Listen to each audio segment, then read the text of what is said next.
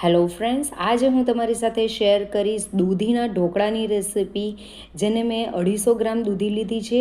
અહીંયા 500 ગ્રામ દૂધીને મેં વચ્ચેથી કટ કરીને એનો અડધો ભાગ લઈ લીધો છે અને તેના છોટલા કાઢીને નાના નાના ટુકડા કરી દીધા છે અને મિક્સર જારની અંદર તેને એડ કરી દેવાનું છે. 1 કપ રવો, અડધો કપ દહીં, કોથમીરના પાન, લીલું મરચું અને આદું, મીઠું અને ખાંડ નાખીને પાણી નાખ્યા વગર જ પહેલાં ગ્રાઇન્ડ કરી દેવાનું છે. ત્યાર પછી 1/4 કપ જેટલું પાણી એડ કરીને તેને ફરીથી ગ્રાઇન્ડ કરી દેવાનું છે અને આ રીતની સ્મૂથ પેસ્ટ બનાવીને રેડી કરી દેવાની છે.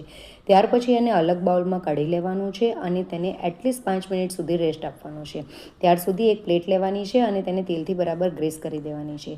5 મિનિટ પછી આપણું બેટર થોડુંક ફૂલી ગયું હશે અને આ રીતનું ઘટ થઈ ગયું હશે તો એની અંદર પાણીની જરૂર નથી, એટલે પાણી એડ કરવાનું નથી. ત્યાર પછી ઈનો ફ્રૂટ સોલ્ટ એડ કરવાનો છે અને 2 ચમચી પાણી નાખીને બરાબર મિક્સ કરી દેવાનું છે અને 2 ચમચી તેલ નાખીને પણ ફરીથી મિક્સ કરી દેવાનું છે.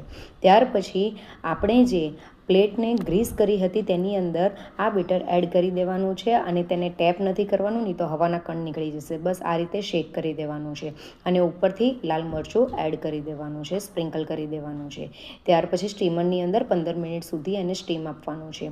15 મિનિટ પછી તમે જુઓ છો તો આપણા ઢોકળા બરાબર થઈ ગયા છે, તો હું એને કાઢી લઉં છું. ત્યાર પછી આ ઢોકળાને આપણે બરાબર ઠંડા થવા દેવાના છે. ઢોકળાને ગરમ ગરમમાં કટ નથી કરવાના. ઢોકળા ઠંડા થઈ જાય એટલે તેને તમે તમારી સાઇઝ પ્રમાણે કટ કરી શકો છો.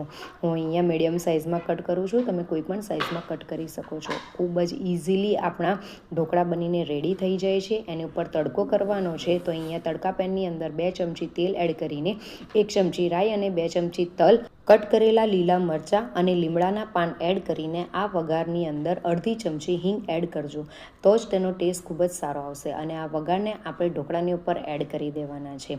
ઢોકળાને કટ કરીને તેની ઉપર આ વઘાર એડ કરવાનો છે, જેથી બધો જ વઘાર બધા જ ઢોકળાની ઉપર એક સરખાઈ જાય. ત્યાર પછી તેને આપણે બરાબર સ્પ્રેડ કરી દેવાનું છે. તો હું એક ઢોકળું તમને કાઢીને પણ બતાવું છું. ખૂબ જ ફ્લફી, મોઢામાં મૂકતા જ ઓગળી જાય તેવા ઢોકળા બનીને રેડી થયા છે. આ ઢોકળા તમે બનાવશો તો જે લોકો દૂધી નહીં ખાતા હશે તે લોકો પણ દૂધી ખાતા થઈ જશે. અને આ રેસિપી તમને ગમી હોય તો મારી રેસિપીને લાઇક અને શેર જરૂરથી કરજો અને જરૂરથી ચેનલને સબસ્ક્રાઈબ કરજો. Thank you for watching. By.